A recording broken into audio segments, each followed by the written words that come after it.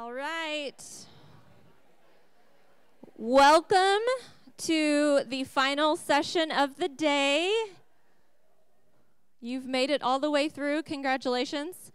This last session of today is obviously full. You can see we're pretty packed in here, but just a reminder for your friends who didn't get to come, this is live streamed and it will be archived on our website. This afternoon we have Michael Snowden, and he is going to talk to us about the exciting world of drug abuse and use trends with our teens right now. So thank you for being here. Good afternoon. Yeah, come on. Yeah. So I got to meet a lot of you, and it's exciting for me, and this is one of my favorite conferences of the year. I am Mike Snowden. I work for the Oklahoma Bureau of Narcotics. I've been a police in Oklahoma for 34 years. Yeah. I started when I was in kindergarten. They needed somebody to infiltrate all-day kindergarten because they thought there was a lot of drug use there. I was a patrol officer for about 15 minutes. I was bad at it. And the boss that I had at the time, a sheriff, had called me in his office. He said, "Is there maybe something else you could do?" I thought I was getting fired, right? And I said, "Well, like what?" He said, you think you could buy drugs?" I said, "I think I could." Pretty sure I could. So I spent 20 some odd years. I kind of was in and out for a little bit, say 23 or 4 years undercover. I spent some time in the Major County Jail. So we talk about, I was teasing my friends from Fairview. We talk about what drug abuse does to our citizens, but we don't talk about what drug enforcement does to you. There I was on the left in patrol. They made me wear a cowboy hat, which should be illegal. I didn't have any cows, so why would I need a cowboy hat? I don't know. And then many years later, there I was dressed up for a retirement party. I had my hair cut and I looked good. Yeah. For the past 5 years, though, I have supervised the human trafficking unit for the Bureau of Narcotics. So human traffickers and drug traffickers are the same people. Nothing really has changed. But today, we're going to spend some time talking about drug abuse. And guys, I have no ego invested in this PowerPoint. Okay? That's all you need to see right there, what drugs do to you, right? I have no ego invested in this. So if we get to a slide and you have a question, please don't wait till the end. Ask your question, raise your hand, and we'll talk about it. If it's something that's coming up, right, I'll say, hold on for just a minute, and we'll get to that in just a second. I absolutely adore school counselors. My wife is a career fifth grade teacher, and so you know what I almost kind of want to do is say, here's a raise. Just kidding. Here's a raise. Just kidding. Here's a raise. You know what I mean? That's kind of what I kind of want to do. So but I won't. I won't do that. What I absolutely adore about my job is I was in Lawton Thursday night and been all over the state and working out on this. And this morning I'm at the Capitol, hence the monkey suit, and I'm meeting with the legislators. And then this afternoon I'm with real people. So I'm excited to be here. So let's get. In addition to human trafficking, I teach the neurobiology of addiction. I teach a class on pharmacology, and I teach a class, my absolute favorite, drugs and rock and roll. And it's just an excuse for me to play music really loud and talk about rock and roll. So I have applied to graduate school. I don't know why, to get a master's in sociology so that I can retire and teach a rock and roll history class at a junior college somewhere. So if your junior college needs a rock and roll history class, hit me up. I'll be there. Okay, so 4 major classifications of psychoactive drugs. What does psychoactive mean? Anybody? There's no wrong answers. That's wrong. Wow. That was, in fact, probably the most incredibly wrong answer I've ever heard. So congratulations. Good for you. You're from, don't tell me, you're from down by Broken Bow, but more closer to McAllister. I've lost it. What town? Oh, I'm not looking at you. I was looking at her because I thought she said it. Are you by chance a ventriloquist? Because I heard it come from her, but her lips didn't move. Psychoactive simply means it has an effect on the brain. If a drug has an effect on the brain, it's psychoactive. If it doesn't have an effect on the brain, it doesn't affect your behavior. If it doesn't affect your behavior, we as a society don't care, right? If it doesn't affect your behavior, it doesn't affect the rest of us. So I like to say we're not the Bengay police, right? We're not the icy hot cops, right? Icy hot Bengay, those contain drugs. Would you agree? Yeah, but they're not mind-altering. If you misapply them, they might cause a temporary behavioral issue. Are you okay? There was some lunchtime drinking going on. I'm not saying which table. So, psychoactive means it has an effect on your brain. This is where I test you just a tiny little bit. What kind of effect might a stimulant have on your brain? It's really hard. You just have to say the word again. Man, you guys, this is the best audience I've ever had. A stimulant stimulates your brain. It releases dopamine into the brain. Dopamine is where we got the word dope from, right? So dopamine in the brain, unless you have a brain dysfunction, it's going to cause behavioral issues that might be different for you and I, but basically blood pressure up, heart rate up, respiratory system speeds up, and those are going to result in physical symptoms that we can see. The physical symptoms for you and I might be completely different, right? Because we're different people. But central nervous system stimulants stimulate the brain. Now, if you have a brain dysfunction, like I do, ADD or ADHD or ADEIOD or all the other Ds, right? You simply don't produce enough dopamine in the area of your brain that tells you to remain in control of yourself, right? To focus on what you're doing. So we give those kids what? Crank. We give them methamphetamine, except in a legal form called Ritalin or Adderall, or I'm sure there's more, right? So central nervous system stimulants, central nervous system depressants. What's the number one most used depressant in the United States? Alcohol, absolutely. So how come when people drink alcohol they don't get depressed? Well, some of them do. Because it has a depressive effect on what? Say it again. It's real hard. It's this organ between it. It's about the size of a cauliflower, weighs about 4 pounds. Your brain has a depressant effect on your brain. It depresses parts of your brain. It depresses sort of the part of your brain that says, hey, don't do that. That's not cool. How many times have you heard that? Hold my beer, watch this. This is going to be epic. Is it ever? Well, not for them. Sometimes it is for us. Man, that was epic. Did you see what Mike did last night? He rode on the elevator for 4 hours. That happened one time. I'm not gonna tell you who Mike was. Central nervous system depressants. We see those mostly in what we call today opioids. How many of you have been hearing about the opioid crisis? Yeah, we just discovered it last year. Oh my God, it's a crisis. I absolutely, and we can't fit it on a bumper sticker, so it's really puzzling to us. I am not here to talk politics, but I will say something that I heard the other day on television was just, I kind of peed a little when I was laughing. President Trump said, well, he's got it solved. He said, we're just going to tell him not to do that. 34 years I've been doing this. I never thought of saying, hey, just don't do that. We tried hugs, not drugs. We tried just say no. But now we would say, hey, just don't do that. That's awesome. So central nervous system depressants are the opioids, the pain relievers, heroin, those kind of things. They have depressant effects on the brain, right? What about hallucinogens? What's the number one most abused hallucinogen in the United States and in Oklahoma?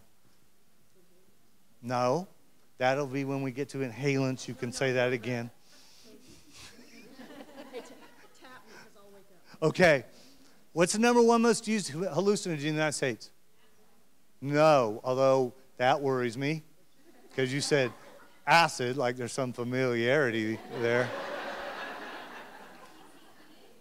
No. Guys, marijuana. Marijuana is a hallucinogen. It's not a stimulant. It's not a depressant. Can you smoke enough weed to hallucinate? No. Willie Nelson tried. Wiz Khalifa tried.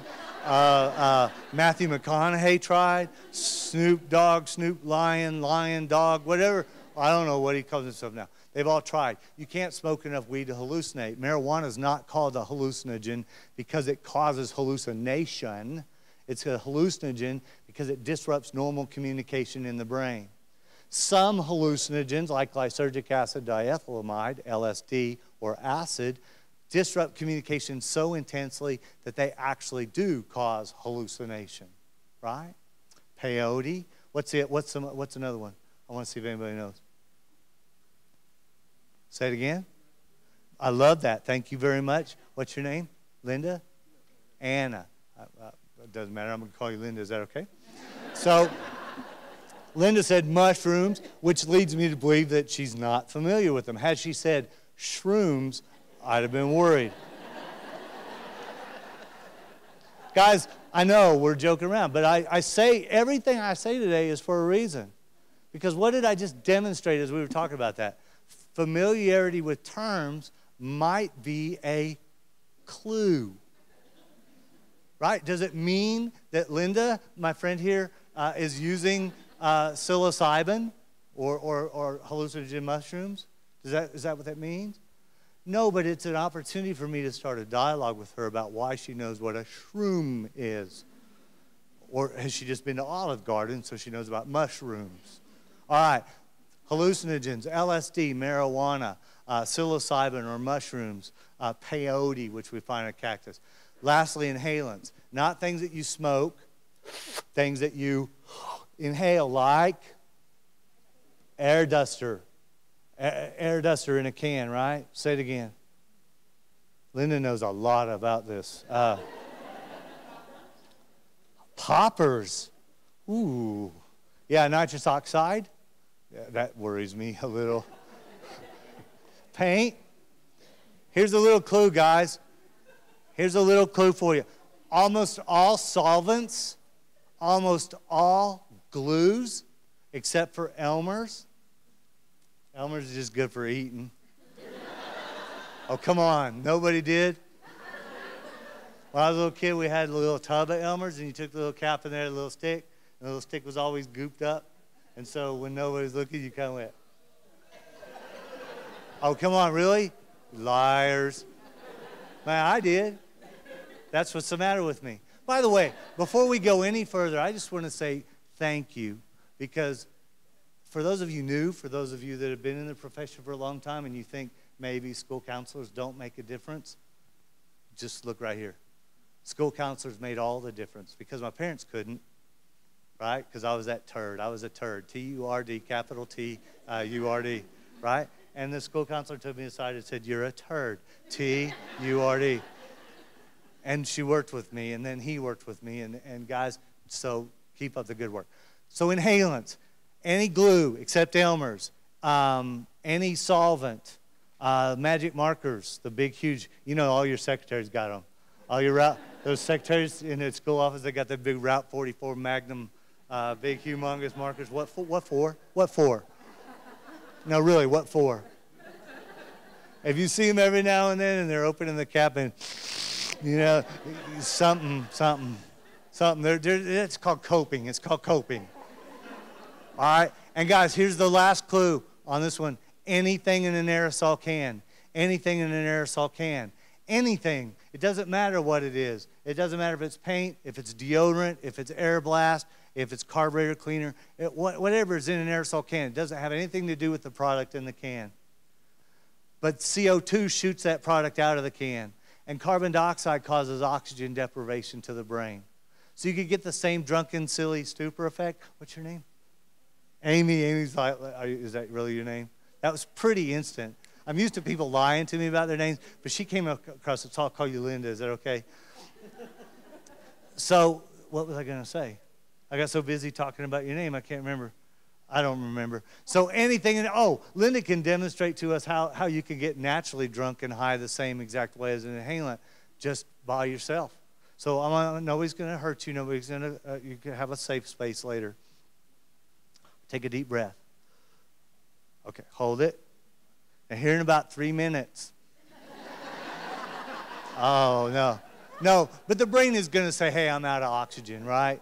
And it's going to do a couple things. It's going to make her breathe, right? Actually, it's not going to make her breathe. It's going to make her what?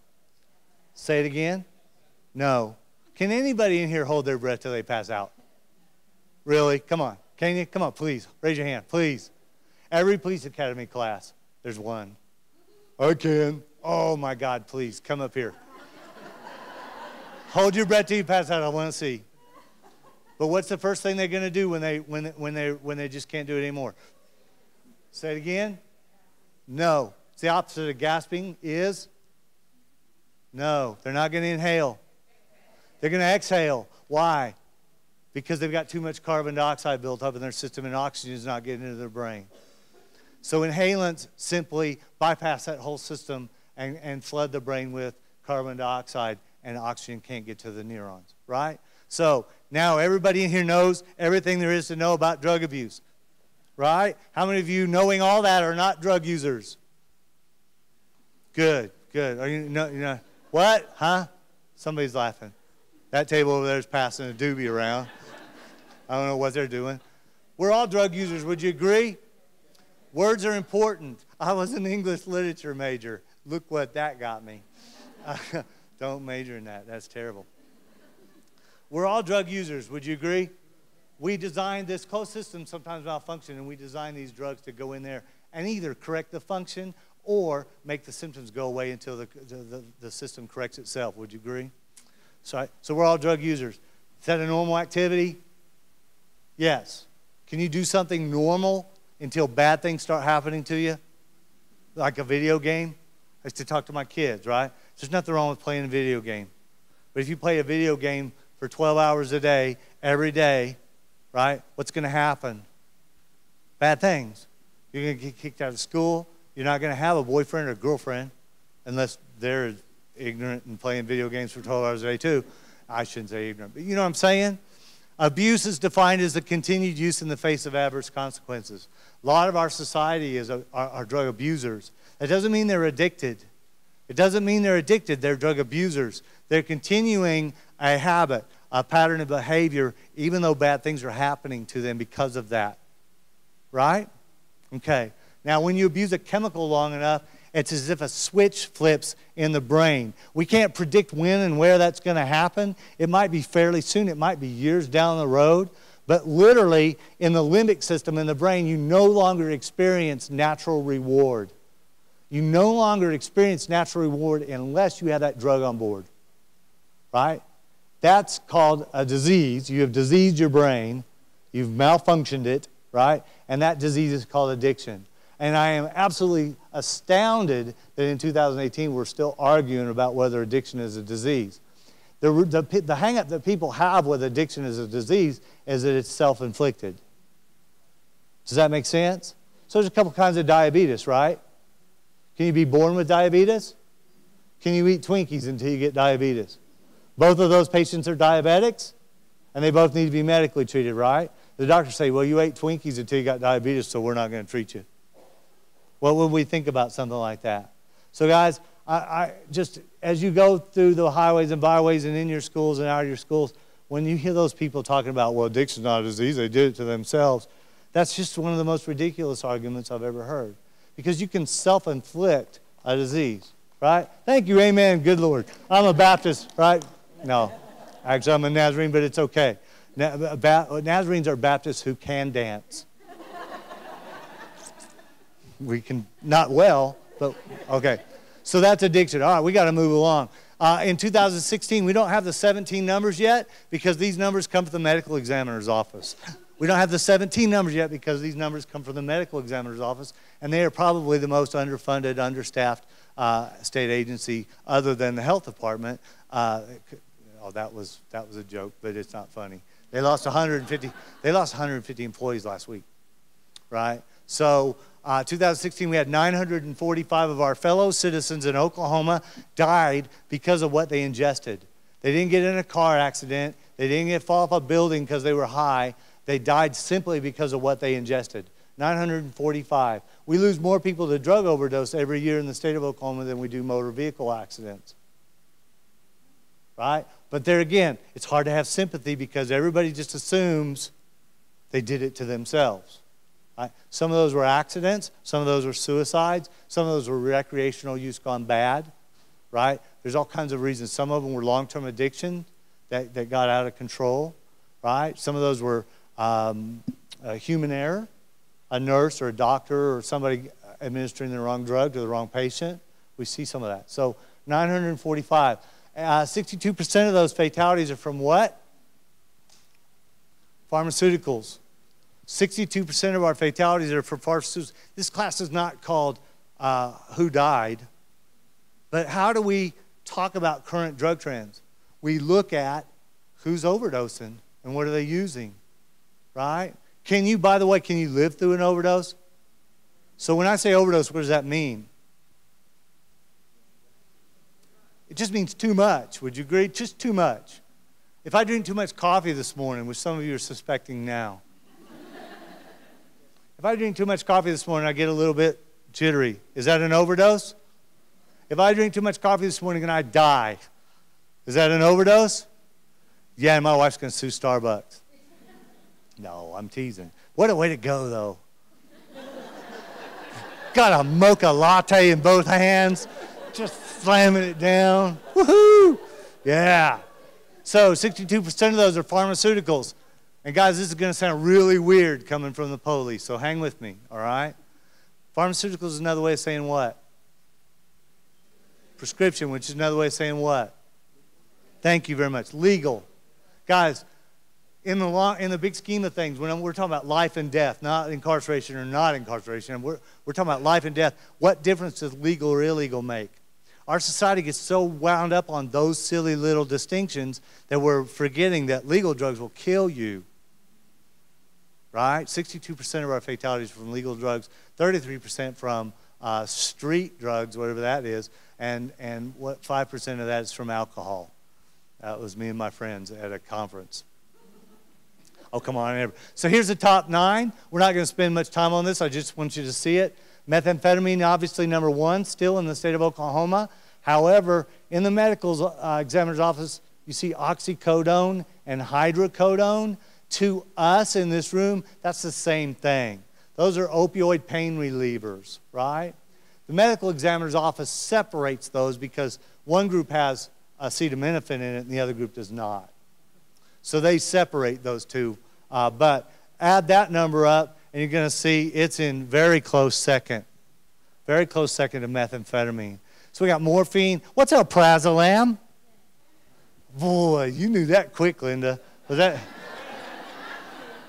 I'm just messing with her, right? Xanax. Folks, if you don't hear anything else today, hear this. If you could hear this, if I would quit choking.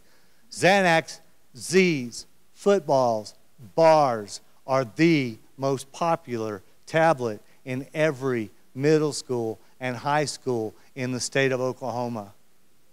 Guys, there's nothing new. Xanax is the most popular. Why? Because all God's children got Xanax.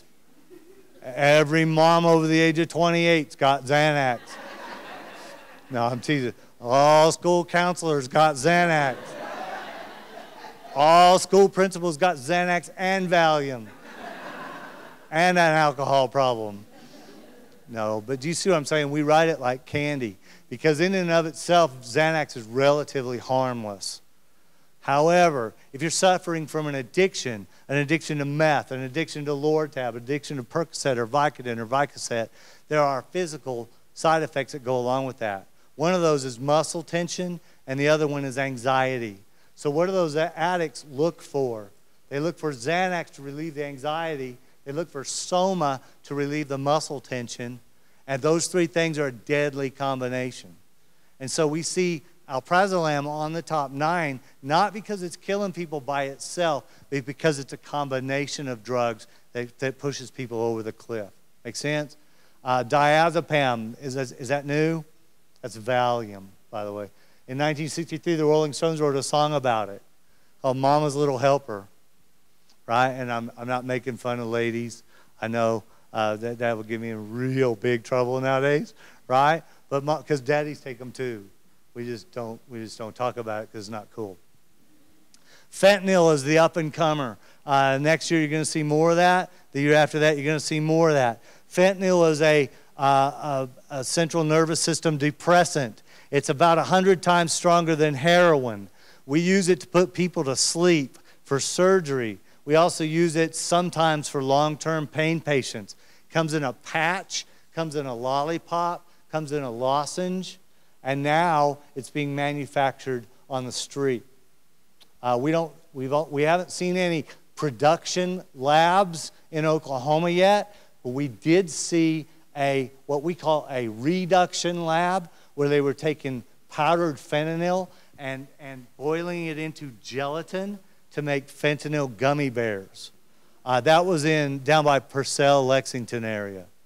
That guy, he must have been Irish. He had to have been Irish because he was in there in this closed little shed just boiling fentanyl, and he was fine, right? We have to wear double-layered level A hazmat suits because if one of us walked in there, it'd be over, right? But this guy had to be Irish because he was so lucky. He's making an aerosol out of fentanyl. So fentanyl, heroin, hydrocodone, methadone, the list goes on and on. When you feel like yelling at the kids, stop and take a deep breath. What's the #1 age group for fatal overdose in Oklahoma? What's the #1 age group? Let me help you. It's 46 to 55 by a long shot. What's the smallest age group for fatal overdose in Oklahoma? Yeah, the 0-year-olds are really bringing up the front. I never understood that. Why they? I'm not a math guy, but what's a 0-year-old look like? A newborn, I guess, would be a 1-day-old, right? In utero, wow, that's a big word. What does that mean? Linda's using words that I can't understand. All right. The other Linda knows. Hey, Linda, what is Linda talking about? So, 46 to 55. Now, don't answer this. This is a hypothetical. This is a theoretical question. I don't want you to answer this because I don't want to start crying. But when I teach college classes, I ask them, what's going on from 46 to 55 that would cause this? And there's always some little yo-yo in the class who says midlife crisis. And I say, of course, yes, of course you're right. When you have a midlife crisis, you become a drug addict. No, come on. You buy a Corvette and you get a girlfriend, and don't you? Exactly. And then your wife finds out about the Corvette and runs off with the girlfriend, or something. No, I got that backwards. Your wife finds out about the girlfriend and runs off with the Corvette. I knew I had it a little backwards.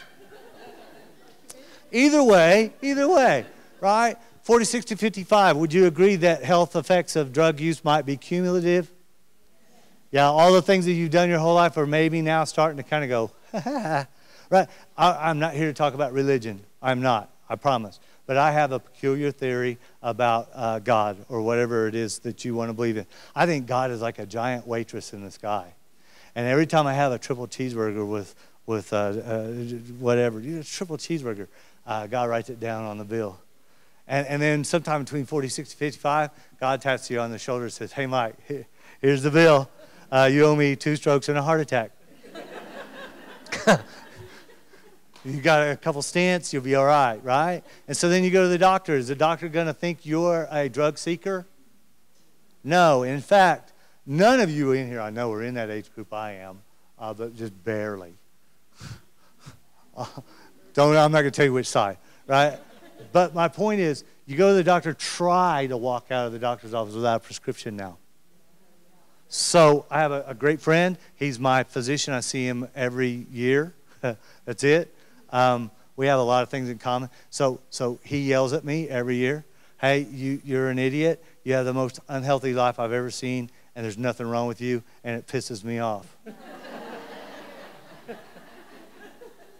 So last year, he says, he comes walking in, and he goes, I got you now.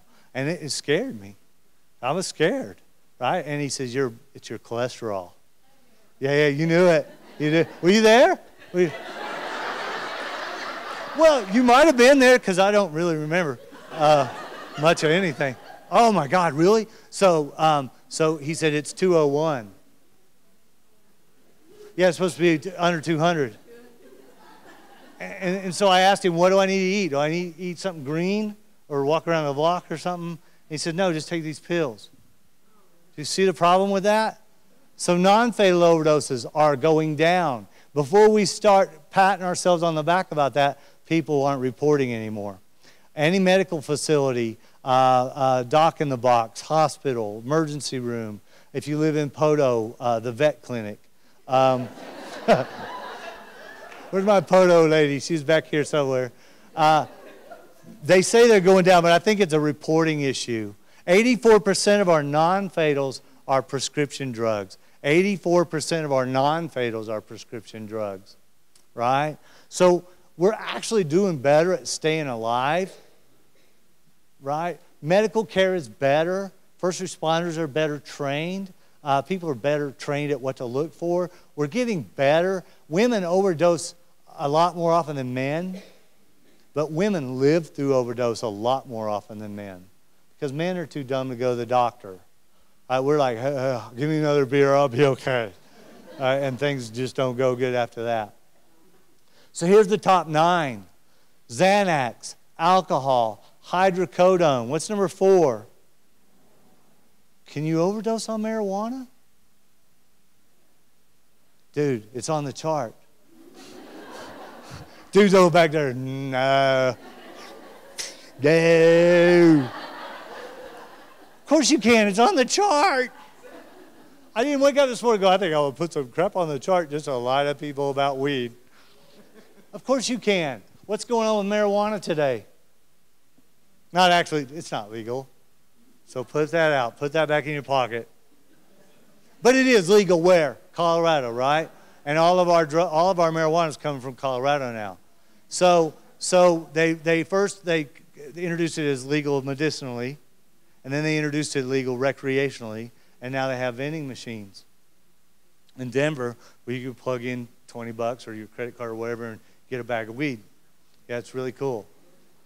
Or a cookie. Oh, yeah, the cookie. Get the chocolate chip ones. Don't watch the raisins. Don't get the raisin ones. So this isn't your crazy Uncle Fester from Idabel growing weed anymore. Who's doing it? Big business, right? So what's your name? Linda. Linda and I are growing marijuana. And she wants people to buy her weed, not my weed. What does she got to do? Make it better, right? Can you buy regular Tylenol anymore? No, everything's extra strength, right? Or new and improved. One of the college students the other day said, tell everybody your weed sucks. I was like, no, she's got to make her weed better. Guys, 10 years ago, 15 years ago, the average THC is a psychoactive ingredient in a marijuana plant. The average THC content was 4 to 6%. 4 to 6%. Today, average marijuana is hovering around 20%.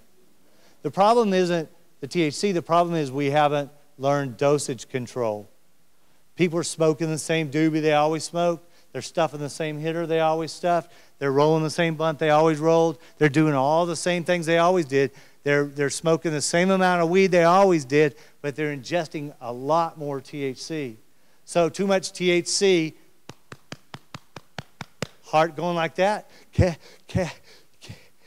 quite catch my breath, and I have this overwhelming feeling that Linda's following me around, or the FBI. I'm not sure which. What is that called, guys? It's an anxiety attack. I didn't demonstrate it very well, but it's an anxiety attack. Too much THC causes an anxiety attack. So get this. You're going to go to the emergency room with an anxiety attack caused by the 4th most commonly overdosed drug in Oklahoma, and the doctor's going to lay you down and give you Xanax, the 1st most commonly overdosed drug in Oklahoma, because that's better living through chemistry. That's better living through chemistry. I'm going to have to move along. These are just synthetic cannabinoids, fake marijuana. Fake marijuana. The problem is there's no quality control in the criminal enterprises. There's no quality control in the criminal enterprises. They don't have like testing groups and quality control groups. They just sell this to people who think they can't buy marijuana because it's illegal. So Woodward, Oklahoma, store clerk, man and wife, normal everyday citizens of Woodward, $4 million a year selling synthetic marijuana. This is not a legal problem. This is a moral problem. This guy says, well, I don't sell it to anybody under 18. Why? If it's harmless, who cares how old they are? Yeah, he didn't have an answer for that one. So those are some different sort of packaging. I want to get to this. Oh, and it doesn't have to be prescription stuff, guys, or necessarily illegal stuff, right? Cough syrup. Cough syrup. Any kind of cough syrup. Anything with dextromethorphan. Not too long ago, my wife got the flu. We don't get sick very often, but now she's working, in a little germ factory, and all the kids come with all the stuff. And so I went to a chain pharmacy, and I was looking at, oh my gosh, have you looked at all the flu medications out there? And I was trying to find one without dextromethorphan, and you can't. DXM. DXM in small doses is cough medicine. In large doses, over 4 ounces at a time, it's the same thing as phencyclidine, PCP, angel dust, water, whack, dip, depends on where you're at. Yeah, it's bad stuff. So, oh, come on, really? Did you do that, Mike? You made you have to click every single one of those silly things? I hate that. Oh, yeah, there we go. So, what do you look for? Guys, I've argued this for 34 years. I don't know. If you don't know your students, you're never going to notice. Do you understand? If I'm sitting quietly in the corner of your classroom, minding my own business and not touching anybody, you need to do a drug test on me. If you have a student who normally sits quietly in the corner, hands to themselves, not bothering anybody, and they are suddenly dinging about like a rocket, you need to talk to that student. Something's going on in that student's life, right? Is there any reason why a student should smell like chemicals? We don't pump gas at the gas station anymore after school. You remember those jobs? We don't do that anymore. Unless their home environment has got a meth lab in it, there's no reason why that student should smell like chemicals. But we don't get close enough to smell each other, do we? I do. I smell everybody. and I don't know about you, but Shane here smells good. I don't know. That's why he's got all these ladies sitting around him. He smells good. Physical changes, right? Physical changes, mood swings, personality changes.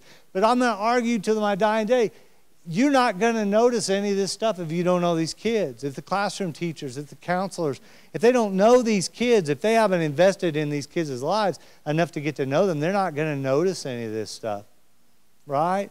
Problems with school that weren't there before. What are they looking at on the websites? What's your librarian noticing? Can you track the websites they visit on the library deal? Yes, no, yeah, we're not sure. Say it again. They have their own laptop. So their parents can do a search and seizure without any warrant. That's cool. Yeah.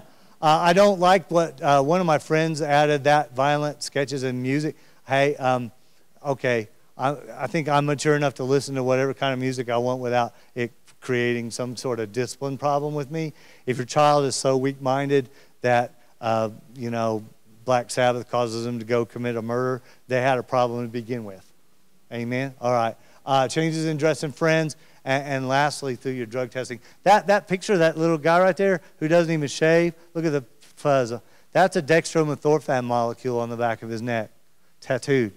Guys, that's just begging somebody to ask, hey, what is that? And what does that mean? Guys, the best weapon you have as a counselor, as a teacher, as a friend, as a mentor, is to simply ask people when they're talking about things that you don't know what they're talking about, when they're saying things, when they're wearing things, when they're displaying things, when they have bumper stickers, when they have T-shirts. What does that mean? And then trust but verify, right? Get on the internet and see for yourself what it means. So That's me, that's you, that's me, that's you, that's me, that's you. Are there any questions? I know we went really, really quick. I want to finish with a really quick story. I'm not going to mention the town because a couple people are here from that town. But when I first got in drug education, right, actually talking to kids about drugs, some teacher saw me coming and said, hey, can you do my classes tomorrow? Sure, how many? 5. Oh, okay, and then that teacher wasn't even there. So they got a free sub for the day, right? And I didn't know anything about drug education to kids. I'm still not very good with kids. But I had the old scared straight, this is your face on meth, right? So 14-year-olds, what is that, 7th grade? Very, very cute, huh? Yeah?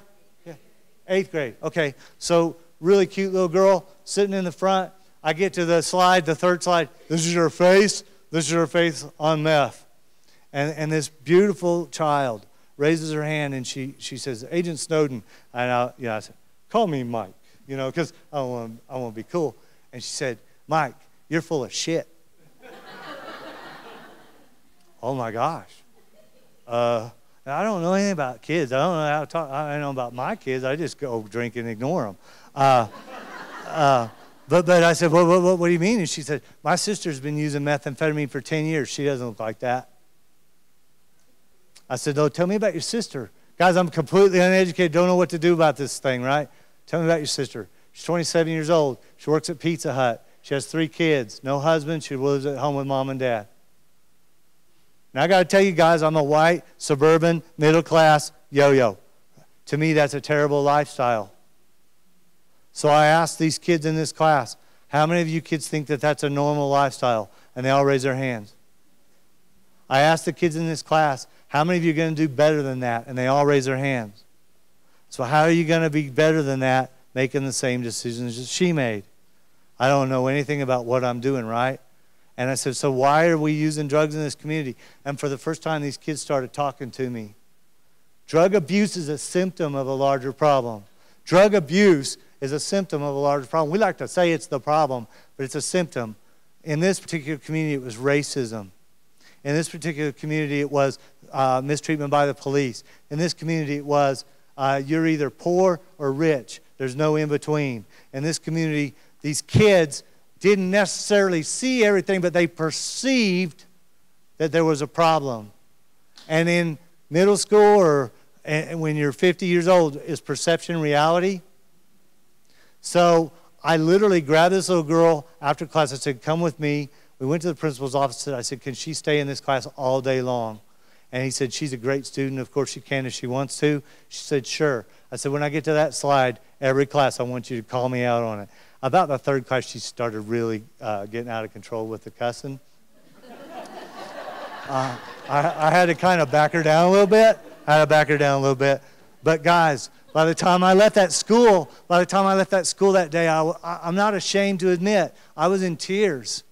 I drove back to Oklahoma City just emotional because for the first time ever, I wasn't talking to these kids, they were talking to me. They were telling me about their perceived problems. And guys, to them, drug abuse is a side effect of that. Would you agree? God bless you for what you do. God bless you for the difference that you make in these children's lives, especially the ones where the parents aren't making a difference. Guide these kids. Make them good decision making.